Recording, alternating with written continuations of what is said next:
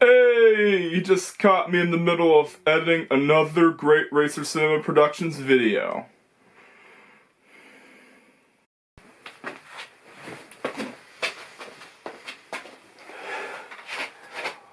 Well, look who's back from vacation, everyone. It's me!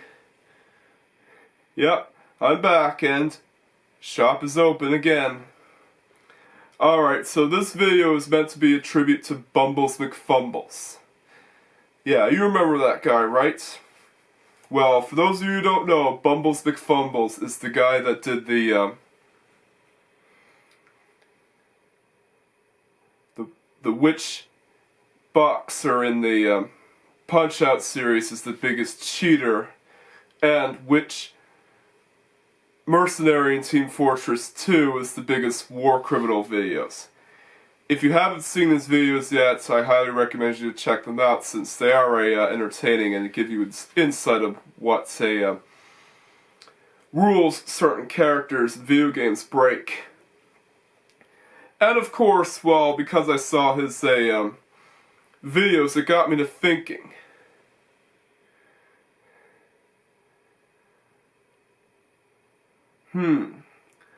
There are certain teachers in the Loud House that break rules. And, well, I'm actually going to go into explanation of which teacher in the Loud House is the biggest rule breaker.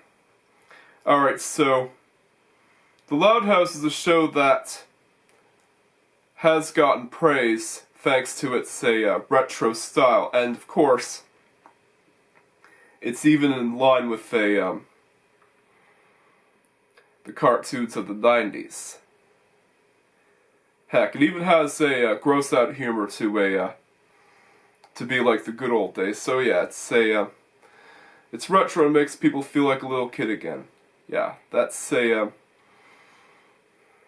it's thanks to Mr. Antaron giving me a insight of why the Loud House had gotten praise, and I do agree with him.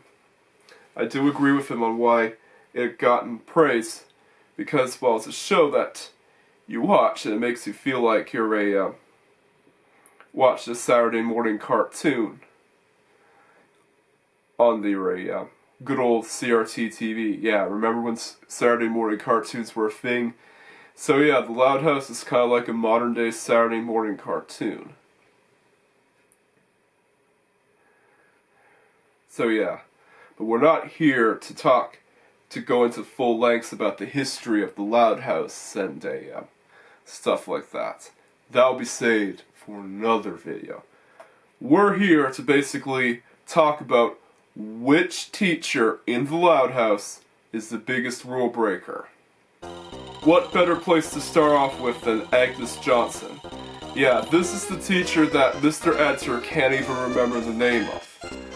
Alright, so nothing is wrong with Agnes's attire. Her attire is, well, suitable for all schools. She wears she wears skirts that's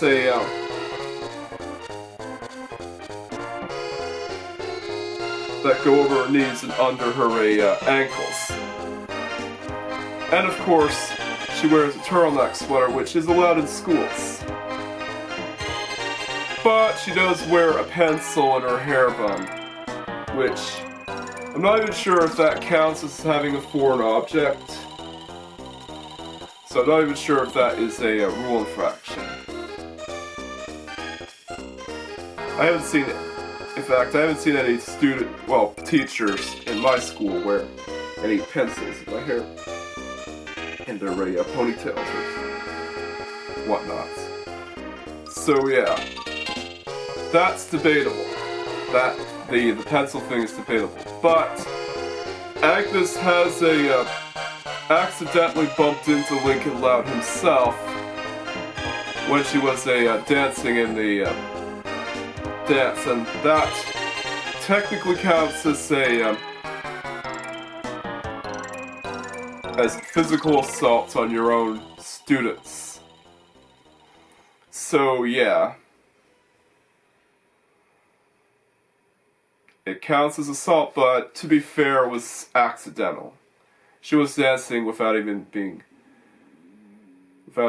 noticing Lincoln, so I can understand that's an accident.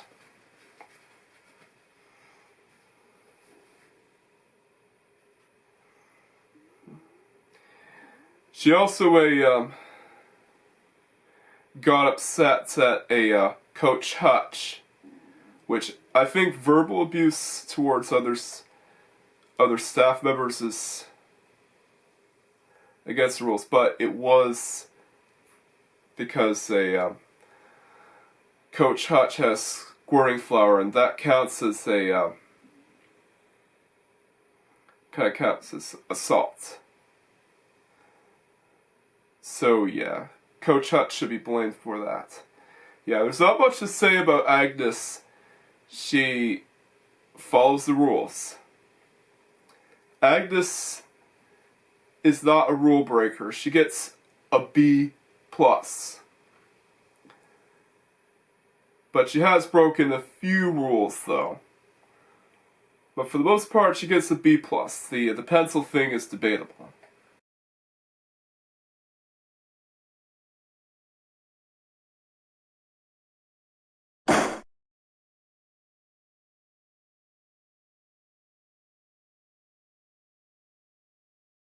Next up is the substitute herself, Sarah Demartino. Yeah, Miss Demartino. Yeah, Sarah, well, her outfit violates a school dress code. Her pink shirt is not really the problem, it's her skirt. Her skirt is not knee-high.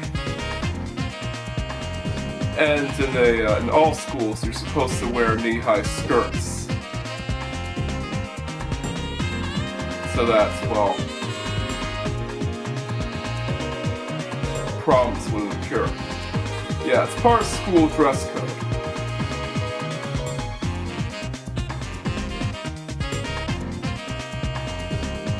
And of course, her tennis outfits, her gym teacher outfit, also isn't up to school dress code either. It also doesn't go over her knees. Yes, I know this because, well, I've been to schools and know about a dress code and know that you're supposed to wear knee-high clothing as part of the school dress code. And Miss Demartino's outfit isn't up to school dress code, so yeah, Sarah might have to change her clothing before she goes. Aside from that, Sarah hasn't really broken any other rules. As well, she did only appear in a couple of episodes. So, Sarah gets a B.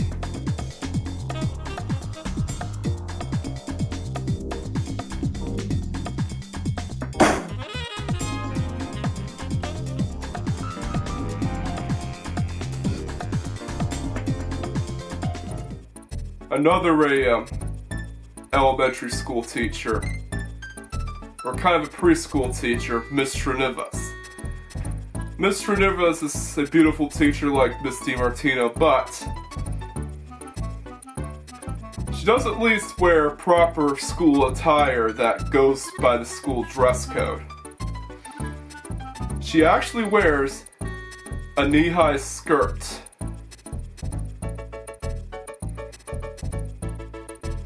And of course, she also treated her students pretty well, so there's not much to say about her. She hasn't actually appeared that much. But she did make a mistake of giving Lisa 1 F.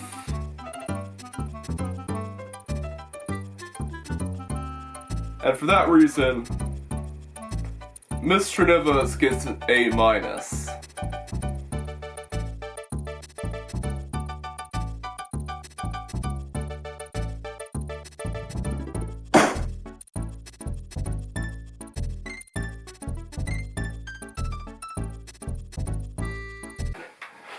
Alright, next up is Miss Allegra. The teacher in the lower parts of the Royal Woods Elementary School. Miss Allegra is currently Lisa Loud's teacher. And as far as rule infractions go, well, she does have some worth pointing out. I mean, well, she didn't see that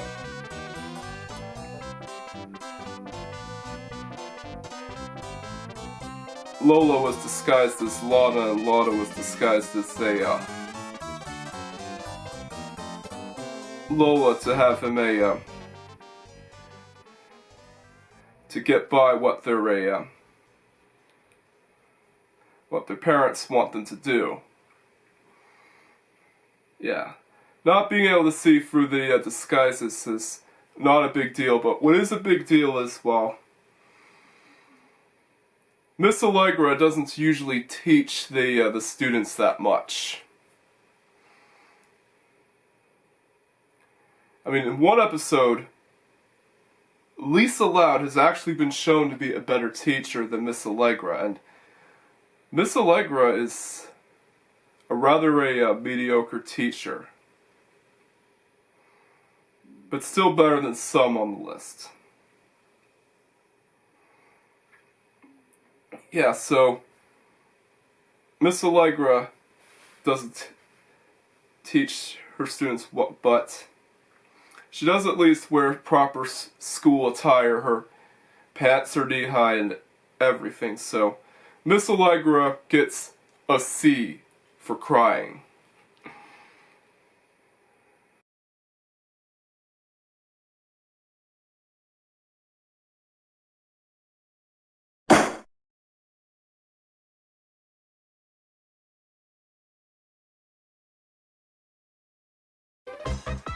Next up is Mrs. Salter, the nicer teacher of the Royal Woods Middle School. Alright, so her attire is proper, her dress is knee-high, and, well,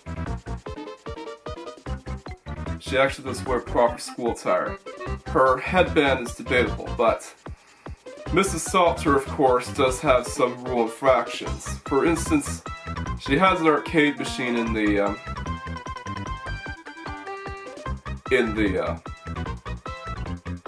her classroom.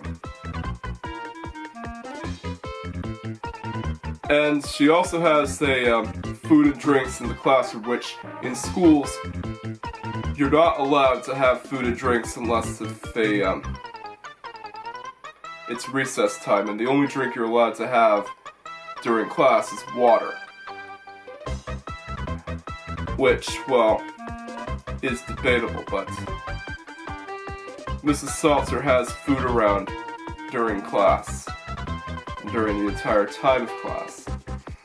And her classroom also doesn't have enough required chairs. Yeah, her school, but that's the school's part and not, Mrs. Salter's fault. So Mrs. Salter also gets a B like Miss Demartino.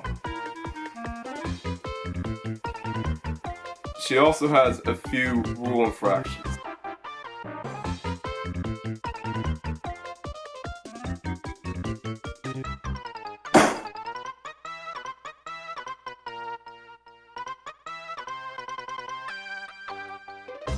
Alright.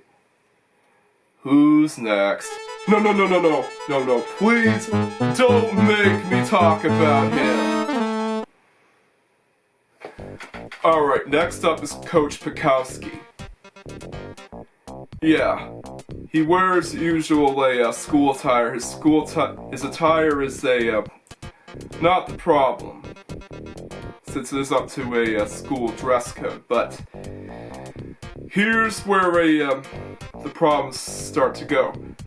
Coach Pakowski, of course, if you've seen The Loud House, he is known to beat up his own students, which counts as assault. And that's something you're not supposed to do in school. Not to mention, I think he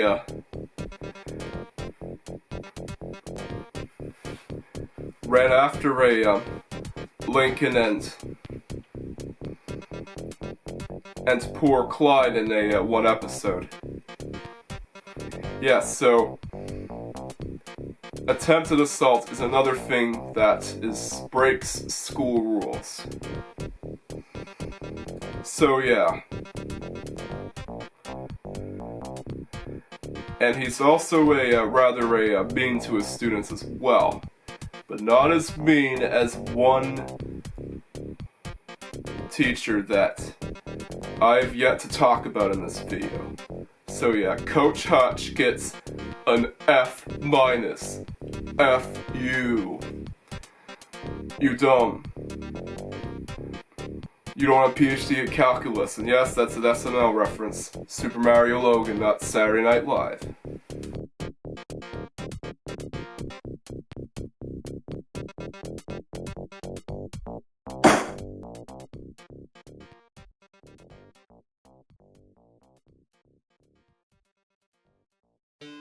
Yeah, Rita Loud was a teacher in one episode. And she is a good teacher.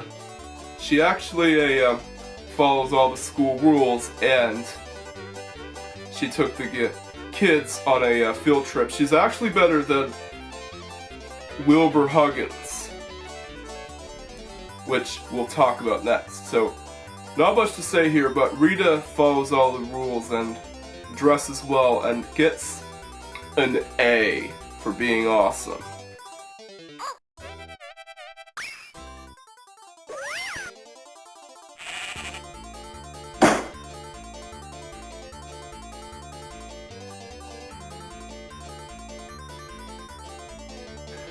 Speaking of Wilbur Huggins, he's next. Yeah, he's not really a teacher, he's a school principal. But principals still count as school staff, so he's going to we talked about here. So, his attire is good, but his attitude, well, is very childlike. While he is strict towards the school, he could have improvements in his attitude. I mean, in all schools, you're supposed to be on your best behavior and act more mature, which Wilbur Huggins hasn't done at all. And there's also the fact that, well, his childlike attitude has also led him to try to beat the Louds at signing at getting an Ace Savvy comic to be signed and sent to the mail. So yeah, Wilbur Huggins does have a few rule infractions here, just not as much as another male staff member that I've yet to talk about. So Wilbur Huggins gets a D. A D. A D for being, well, you know.